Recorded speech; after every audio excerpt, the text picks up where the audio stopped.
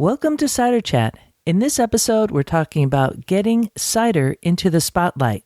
It's specific to commercial makers, but there's also a bit here to glean for anyone in any type of business because we're talking to a diverse panel of a cider writer, an online bottle shop owner, a Pommelier, and this here cider podcaster because it's part 4 of the 4-part series on Bringing the Bellies to the Bar.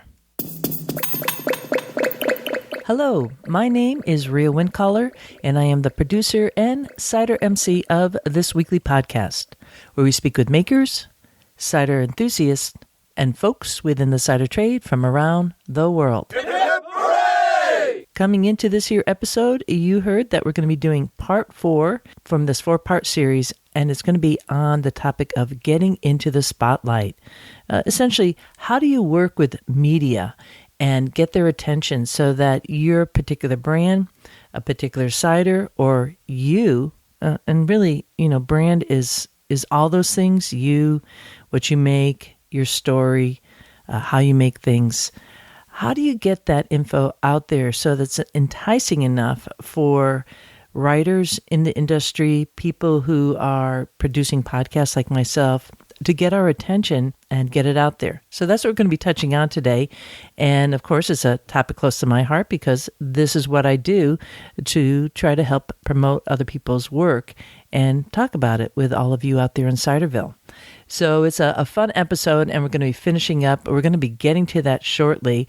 But first, I just want to welcome you. If you're new to this here podcast called Cider Chat, well, welcome aboard. It's an amazing journey here. There's nearly almost 300 episodes that I've recorded over the past 6 years. I was going to say 500 years. No, not 500. My goodness. Over the past 6 years.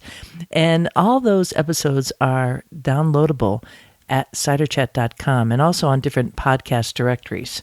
And as a podcaster, I just want to give you a heads up. If you listen to Cider Chat via the Apple Podcast app, and you've been experiencing some trouble with it, it's because Apple just updated their app, and it's really gnarly and not that kind of nice Apple way, but it's very difficult to navigate. So don't sweat it if that's happening. Who knows what's going to happen in the Apple sphere of technology? That's so unrelated to everything that we do in Ciderville here with actual apple trees and tasty apples and cider. But that's been a bit of a problem for myself and many podcasters out in the world, not really helping with discoverability. So do know that there are many ways to listen to podcasts. And specific to Cider Chat, well, there's a website. It's ciderchat.com. And there, for each episode, you'll find show notes to what I'm talking about, some key things I've mentioned, and more. And also, you could download the podcast there. So we got you covered. Even if the app does a weird kind of update, you could always go to ciderchat.com, the website. And while there, you could also sign up for the email newsletter that I send out from time to time. Also find out info on Totally Cider tours. Those are both national to the North America and international tours that I'm gearing up for 2022. And to find different cider making resources and books from many of the authors that I've had here on the podcast. So there's quite a bit there. And then there's also other podcast apps that you might like. Some folks like Spotify. That's one option. You don't have to pay for it. So you could still do the free version and get different episodes there or podcasts, subscribe to them. Overcast is another option. Certainly iHeart is always there. I mean, there's just a bevy of them. And luckily, Cider Chat is on all of them. So you just have to find your space. It's kind of like going to your favorite diner for breakfast in the morning that you really dig, or your favorite place to stop for a cup of coffee, or shall we say, your favorite place to stop and get a cider. We are creatures of familiarity and comfort, aren't we? And when things kind of bugger up, it's a pain. So I just wanted to give you a heads up on that. Don't worry about that. And again, if you're new to this here podcast, well, no better time than now to subscribe, because the way things kind of happen out there, you might find that folks at Apple might upgrade it in a way and you might lose it. And hopefully they'll remedy that. But we got you covered. When I come back, I have a wee bit of news from out and about in Ciderville. This here is episode 277, and the next episode, 278, will be released on June 30th. And that means next week, I'm going fishing. Literally, I am going fishing. I'm taking a week off. I'm going to kind of drop down a little bit and try my hand at catching some striped bass. In case you don't know, I grew up on the water, grew up on a river, and my first boat was a sandbox that my dad filled up with a bunch of sand and a little wooden boat, and that's how we played. So it wasn't long that I learned how to drive a boat. I think my first boat was when I was 7 years old that I was starting to drive. I'm very, very comfortable on water, and it's a nice way for me to spend time. I have a little 16-foot skiff. It's from the 1960s. Has mahogany seats and a wooden floor, all open bow with a little tiller motor in the back. So those of you who are also boating enthusiasts would know. That boat is so trailerable. I'll bring it down on the Connecticut River in the morning, and then in the afternoon I'll bring it up on the lake by which I live, or as I'm doing next week, I am bringing it out to Cape Cod. I'll be both in the ocean and in the bay. And that takes a little bit of sailoring, captaining around the big waves, but I just love it so much. And frankly, to be truthful, even if I don't catch any fish, I'm going to be happy, because time floating on the water is just heaven on earth to me. And don't you know that seafood and cider are a match made in heaven? Frankly, any food with cider is a match made in heaven, which is just, it's not well known enough, but we're going to be kicking into that more as this year goes along. Wow, just like the chunky white meat of a striped bass with a nice dry cider, a little tannic profile. It just, I'm just feeling dreamy right now. I'm so looking forward to this. So I don't want to leave you hanging, because I know that we all kind of need our podcast fix. So I'm going to take a little pause here, and I have a recommendation for you when I come back. Walking through the orchards, dancing in the streets, smelling all the blossoms, kicking up our feet.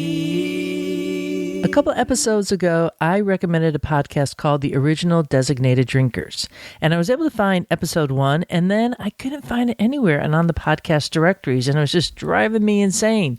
But for you this week, I now have a link, and if you Google it, you're going to probably find it on Amazon, which now has a Audible section of podcasts. Cider Chat's on Amazon too, because Apple is screwing it up so much that all these other big players know that they don't want to be left out of the podcast scene. Anyways, I digress. The Original Designated Drinkers has about 6 episodes out. Let me see. Yeah, 6 episodes. The most recent was released last week, and that was Sam Bergeron from Cody Road Whiskey.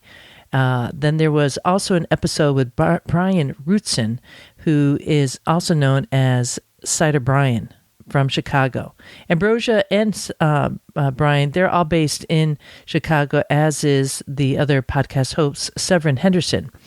And I want to just say, this podcast is so great to listen to, because Ambrosia is an absolute encyclopedia on so much of the drinks world, not just cider, but more. And so it really fills it out. I want to recommend it. I hope that you get to listen to it, and maybe while Cider Chat isn't happening next week, you can. The episodes look like they're, about the same size, under an hour or a half hour or so. I like this one. I haven't listened to it yet, but while I'm on vacation, I will. It's called Debunk. Ethanol is ethanol. So that'll be kind of interesting, because that's all revolves around distilling spirits, I'm sure. And then episode 4 is from the Reinhold Distillery, and they make a fantastic apple brandy. We actually had it at the Calvados tasting. So I know that Ambrosia here, it says that is talking brandy with Peter Johnson from Reinhold. So that should be really cool too. So a lot of good stuff. There's a great podcast for you to listen to in the meanwhile. And Cider Chat will be back on June 30th. There's a reason why we do it like this. There's a reason.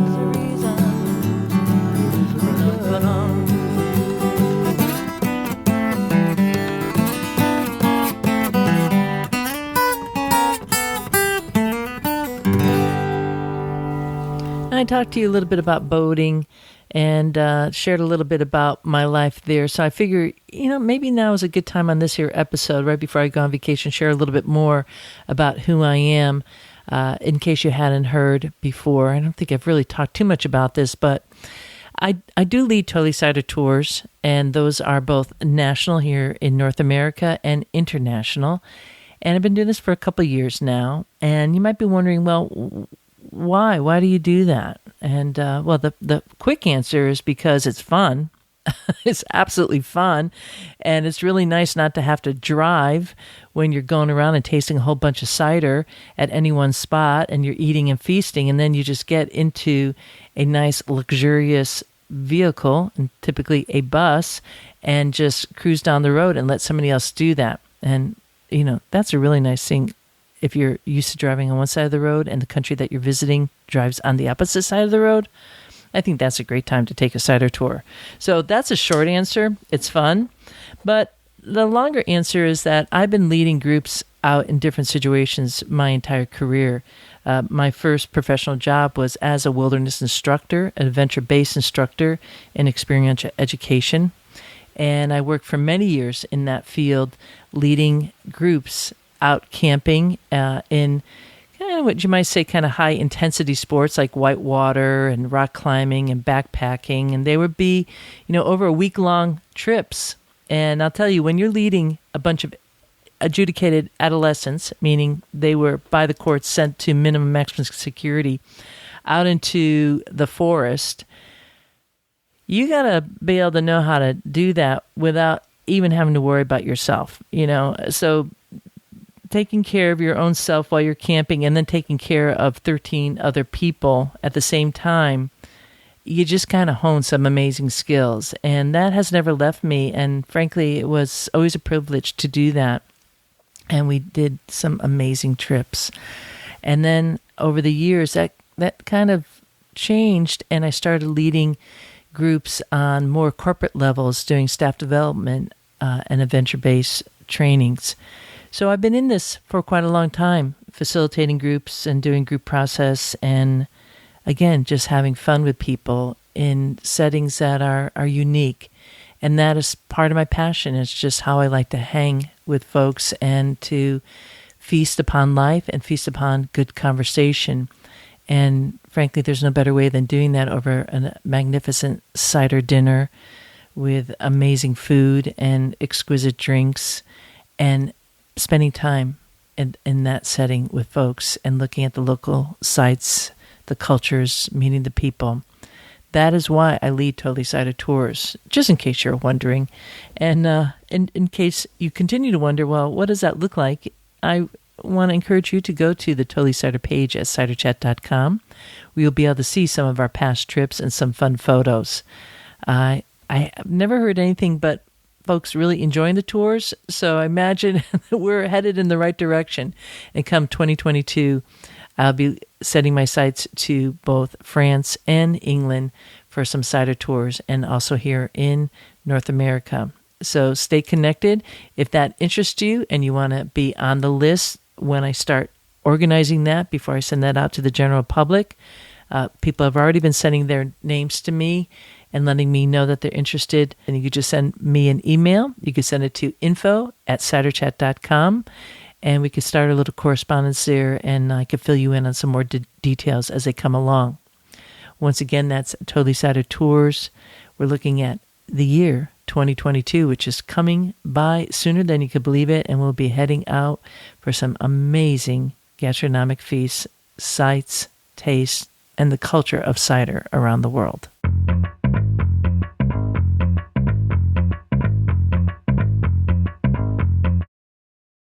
All right, up next is part 4 of the Bringing the Bellies to the Bar. This was a panel discussion pre-recorded at CraftCon 2021 in April of this year. CraftCon was hosted by the Three Counties Cider and Perry Association. So this is a UK-based association, and they put on a 2-day virtual conference. And I suspect in 2022 it's going to be in person. If you are a ticket holder to this year's conference of CraftCon, You could watch all of the presentations. They are now online. But for you, Ciderville, I recorded the presentation that I moderated, and we had the following panelists. We had Pommelier Kath Potter, cider writer Adam Wells, an online bottle shop owner of Cat in the Glass, Nikki Kahn. In part one, we broke it down to looking at cider's audience. Who is your current audience? And who would you like your audience to be? So that was in episode 274. The next episode, part 2, was on cider's strategy. What is your business plan, if you will, for strategizing your marketing and bringing those bellies to the bar? And if you don't have a plan, well, this particular episode will help you start honing your own. Then in part 3, which was last week's episode, it was titled Tempted by Cider. But during the actual panel discussion, we talked about it in terms of what entices you for reaching out on a shelf and grabbing a particular cider off to try. And conversely, what turns you away. And in each of these parts, you hear a little bit of what it is that's really working for makers and what isn't.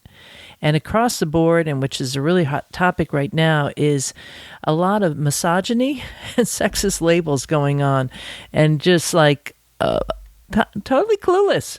Talk about clueless. So, yes, you will hear that in parts 1 through 3, although we don't really touch upon that in this particular part 4, which is talking about getting cider into the spotlight.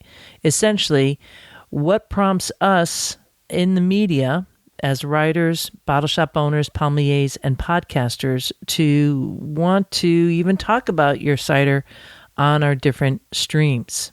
So that's where we're going to begin, and you'll first be hearing from Kath Potter, who is a Pommelier, as I mentioned. And in the background, you'll hear a little bit from Alfie, the dog that Kath has, kind of wiggling a little bit in the background. And then next, you'll be hearing from Nikki Kahn. So let's all grab a glass and head to this presentation called Bringing the Bellies to the Bar from CraftCon 2021.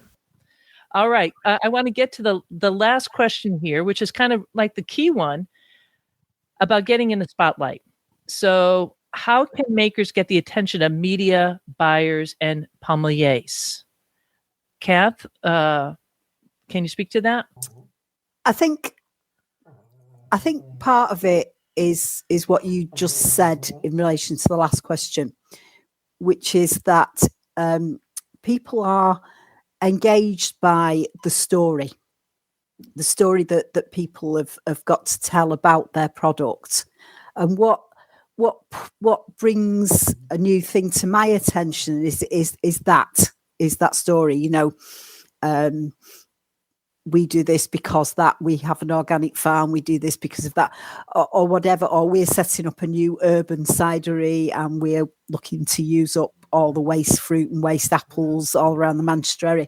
All those sorts of things are what engages someone like me to want to try the product.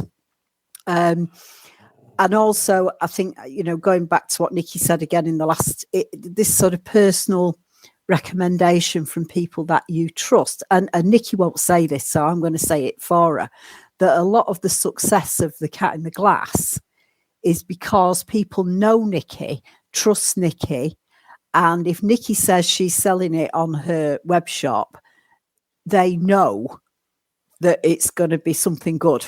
Whether it's exactly to their taste or not to their taste really doesn't matter. They trust her to make those sort of choices, so that they can go on the web shop and say, well, I've not had that before, I'll try this and I'll try this. And loads of people do that. So I think it's a combination really of getting your story out there. That's where the cider clubs come in, of course, which are multiplying at a great rate in the UK. I don't know about the US, but we now have Birmingham, Bristol. There's talk of various other clubs setting up soon. And each of those club meetings that has a cider maker there gives that cider maker an opportunity to put their story out there to a certain number of people who are at the club. And then that ripples outwards. to a much bigger audience, and I think that's quite important. I think Susanna Mansfield is going to do something in Durham when we can actually meet face to face again. She started it. So this sort of thing is getting more and more common, and more people are interested in these clubs, and I think they're going to keep growing, whether we continue with online ones or whether they all go back to in the flesh based where people can turn up. But things like at Beer Nouveau, Steve, who's the owner and the brewer there, he has every few weeks he has a bottle share on a Sunday afternoon, and that's been expanded to include cider, because of course now he's also the home of the one of the newest urban cideries called Temperance Street Cider. Great name, isn't it? Can you repeat that name again? Temperance Street. Temperance Street. Thank you. The reason is because it's called Temperance Street. Got it. Great name for a cidery, though. So all those sort of things bring you to people's attention, and also for people to personally go. Somebody asked a question in the question bit about whether we thought that makers should personally go and speak to bottle shops and bars and restaurants about their products, and I answered them. I said absolutely yes.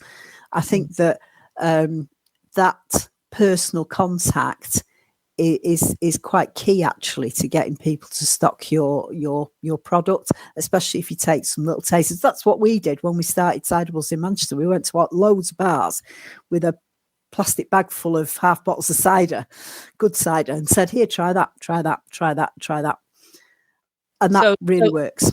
So just to paraphrase what you're saying, meeting people in person, that obviously we can't do that fully at this point, but that's really important, and the story is key too. Anything the other two panelists, Adam or Nikki, would like to add to that in terms of getting product in the spotlight, so that you want to bring it online or you want to write about it?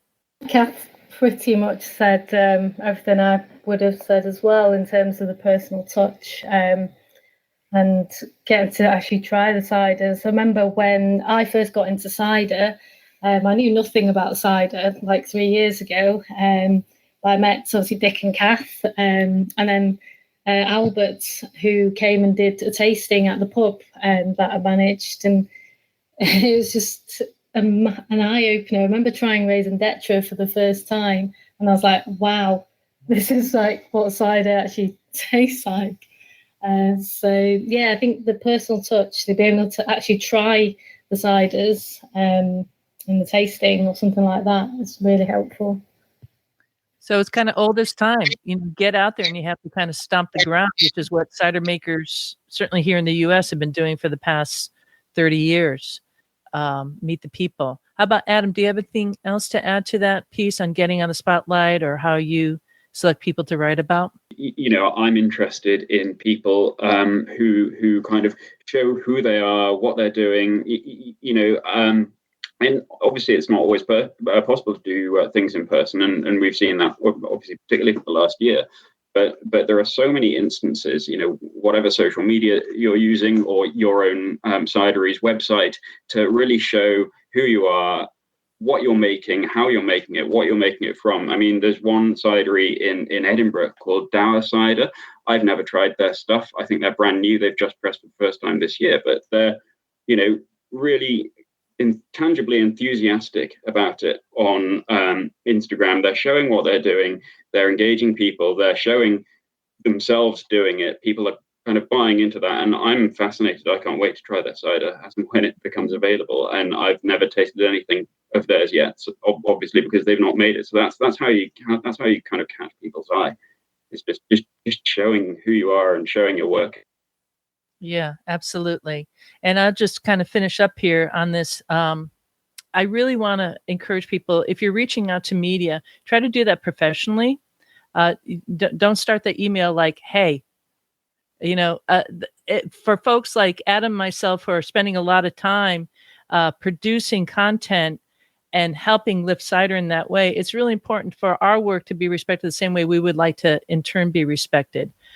Know what we're doing. Know that Adam writes in the style that he does and what he's doing, or that Nikki is doing a certain kind of shop, or Kath in her way. She's a Pommelier. She did a lot of work for that, and she knows the ropes around that at this point.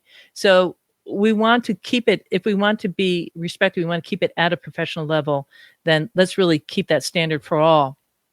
So know what people do, and to really bring your story forward. So if you're engaging, you're reaching out to someone, myself or other writers, don't put it upon us to say, hey, well, we don't know anything about your product. If you might have to send some to us. It gets awkward. You don't want somebody to be talking about a book without having the book in front of them. And I would say the same thing is true for media too. So know what people do in the media if you want to reach out. Don't just shoot it out and assume. I know that could happen. And certainly I was talking to somebody on one of the networking sessions just today, and they knew all about me, but I had never met them before because they listened to me, which is really cool. And I love that.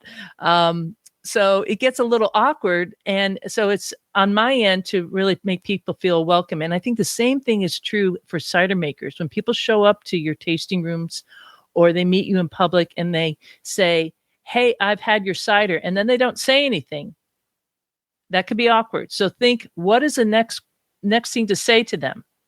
And I really recommend the next thing is to say, thank you. That's really awesome. How did you like it? So start with a positive and keep it in the positive. So I know that we're at our time limit here. And Lucy had mentioned that there were a couple questions online. I'm not sure if we addressed it, but there was one from Albert. Is it a problem that in cider, accepted knowledge can vary so much? And is cider more subjective than other drinks? Or is that just through the producer's lens that I feel that? I see that Kath is shaking her head no. I'm thinking of beer here. I can't bear dark beers. Personal choice. Uh-huh. So, the spectrum of craft beer goes from, I don't know, really light lagers at that end to these, what did somebody just send me? An ice cream porter. No, thank you. I don't want to. But some people love an ice cream porter. So right. I think that the subjectiveness is there in all drinks. Maybe not spirits, I don't know. But maybe that's my taste buds. I'm not a great spirits drinker. But, I can tell the difference between beers that I don't like and beers that I do like. But I can also tell whether they're good beers that I don't like or bad beers that I don't like. And I think it's exactly the same with cider. Yeah. Adam? Albert has elaborated that he's talked about in terms of what is correct or not, and Susanna has sort of echoed him there. I think cider being more fledgling and also being predominantly made by much smaller producers and served to a much smaller audience has yet to reach the kind of really broad consensus on what constitutes a really good cider, and inevitably there are a lot of ciders on shelves that I personally, as a consumer, might consider to be faulty. I don't think that comes down to subjectiveness. I think that comes down to a lack of people who, comparative to say beer or wine, who have drunk or read about or tried loads and loads of different ciders and have a really clear idea in their head of exactly what a totally clean cider is. So I think Albert loves going on this topic, and I think at some point I've got to I think we've kind of got to say question answered, but I think we're yet to fully reach that consensus, but I think that's a lot to do with education and to do with the fact that cider on this scale is still a really kind of rarefied sector compared to beer or wine. You go back 40 years, wine was riddled with faults, and it was hard to buy a bad bottle. These days, faults in wine are not eradicated, but your chances of buying a faulty bottle are so much lower. So I think to answer Albert's question, I don't think it's that cider is inherently more subjective. I think there's probably other factors there, and I think it comes down to consumer understanding and consumer awareness. And and a good line of kind of education from producers and people like ourselves. Mm-hmm. Absolutely. Well said. Does the panel think we need to see more makers engage with venues like bottle shops and bars face to face? Definitely. Sam asked that. Absolutely imperative. Nothing beats face to face. Of course, with Zoom and our new world kind of format, this is working really well. But I really recommend following that up with an email. You know, coming out of the pandemic or going into the pandemic, there was a real scarcity mentality. And I think that could kind of prevail through in the cider world. And nobody wants to hang out in scarcity. We want to keep it abundant. And that's one thing that I look for in terms of attracting customers and new listeners to my different forums, is to really keep the abundance and the well wishes there. Shall we raise our glass one more time? Oh, just go for the bottle because that's the best. All right. Well, so once again, thank you to Adam Wells, Nikki Kong, Kath Potter, and this is Rhea Windcaller saying cheers to you all. Cheers to 2021. Best wishes. Cheers, everyone. Thanks very much for having us. Cheers, Nikki.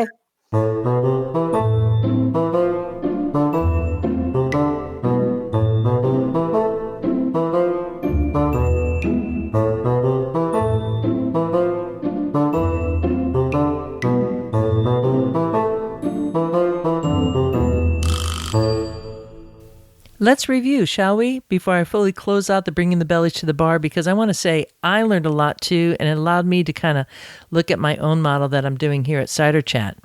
But in review, across the board, 100% from all the different folks on the panel, it's all about what is your story and how does it differ from others? So setting yourself apart, and just scroll through any Instagram account and really look at the ones that you enjoy seeing. What is it about them that's making it stand out? Maybe for their 100th photo, they aren't just putting up a stainless steel tank or a bunch of apples on a branch, even though us super geeks dig that. If we want to get to an audience outside of the super geeks, maybe we have to be a little bit more creative with our post and turn the spotlight maybe on yourself. As uncomfortable as that could be, it's surprising, even for me, to realize that maybe folks want to know a little bit more about who I am. Now I might be shooting that in the dark, but if you want to know that, let me know. I'm kind of guessing that's true, but from what we're hearing on the panel, that's exactly what we want to hear from makers. So I think anybody in that same kind of line of work, no matter what you're doing, if it's cider or whatever, if you're out in the public eye, I guess we need to do a little bit more reveal. It's time for all our 15 seconds of fame to kind of be stretched further, hey? Also, the other piece is to stomp the ground. Make that personal connection. Having somebody else pour your cider at a festival is great if you need a break, but there's nothing like having that face-to-face. And I liken it to going to a concert. And when I go to a live concert, I may like that artist, but by going to that live conference, I always bring home a CD or some of their music, or will download it, because now I have a personal connection. I was like moved by the music at the concert. And I think the same is true if you go to a cider fest. And if that maker just gives you a little bit of their time, you create a connection. And that just goes a really long way. So stomping the ground, getting out there. And I'd like to touch upon the piece on being professional. Certainly this cider podcaster, I know I spend a lot of time every week to produce a podcast. So when I do receive an email from other folks who are equally in the profession, and they start the email with just a, hey, they don't even write my name, I don't think you're taking my work seriously. I when I get an email that just says, hey, I just don't think you're taking my work seriously. And I know it's kind of an American thing, but I would really warn you not to get into that habit. Be professional. If you want it to be a profession that maintains itself for the long term, then step up your game and do a correct salutation. What does it cost you to say, hi, Rhea, or hello, Rhea, would go a long way. I could attest. But just to call me, hey, it feels like you're not taking my work seriously. And if I'm going to be putting all that time to produce a podcast, edit it, to really help somebody shine, and then do show notes and all the publicity afterwards, and all you could do is say, it's just showing me it's not worth my time. And with that, I want to say this to commercial brands who hire publicists to reach out to the media. I have yet to work with a publicist from a cider company that got it right. They might write something like, hey, I'm writing for XX Cider Company. Have you heard of them? Even though I may have already had XX Cider Company on my podcast. They're just absolutely clueless. And that shows no due diligence on looking at the media. And in my realm of work, that immediately gets trashed. There's just no way I could respond to that. I've also been reached out by publicists who set up an interview for me to do with a particular cider owner. And it's all cool. The cider owner never corresponded. I'm ready for that interview, and they never show up. So I'm not sure what's going on there, but if you're spending big bucks to have a public relations firm run your media and you can't follow it up in a way to know what's going on, you're wasting your money. And certainly for folks in the media like myself, we're not going to waste our time with that. It's just foolish. And it seems right now in such a small niche community, I reach out at a personal level all the time to my listeners of Cider Chat. You, Ciderville, are so important to me, so I like to send a personal note. And I would expect that if getting your name out in the media is that important, you might want to do that too. I'm not sure if it's working with the public relations. I just don't know. I just haven't seen it yet. I'd love to hear a happy story about that, but I haven't. So it's kind of an interesting world right now. As cider continues to grow, how does the community of owners and makers grow with it so that you're keeping cider up in the news, keeping it in the spotlight in the best form possible? That's really the goal here. And of course, I could talk on this topic endlessly, but I'll just leave it here and allow you to mull over everything that we did in part 1 through 4. And meanwhile, I'm going to start getting my fishing tackle ready. I'm going to go out and make sure the air's in the all set for the right inflation on the trailer and get some fine tuning done for next week and get this podcast out to you. And with that, I do leave you here. This is Real Windcaller signing off for now. Looking forward to seeing you in Ciderville. We like cider, we like palms, we love orchards and having fun. There is a reason why we do it like this. Oh yes there is. There is a reason why we do it like this. Oh yes there is. There is a reason why we drink it like this. Oh yes there is a reason. We like walking through the orchards, dancing in the streets, smelling all the blossoms, kicking up our feet. We like cider, we like palms, we like orchards, having some fun. There is a reason why we do it like this. Oh yes there is. There is a reason why we do it like this. Oh yes there is. There is a reason why we drink it like this. Oh yes there is. There is a reason.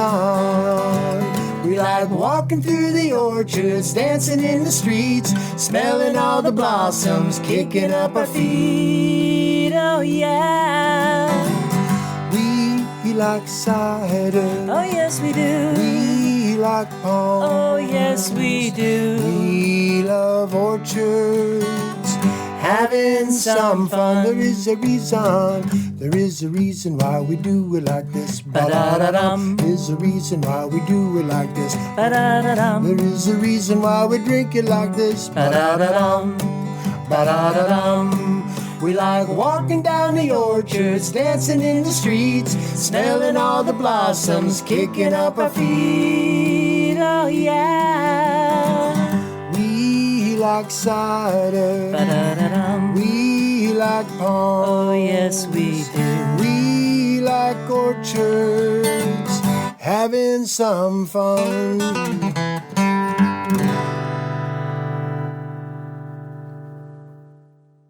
Yeehaw!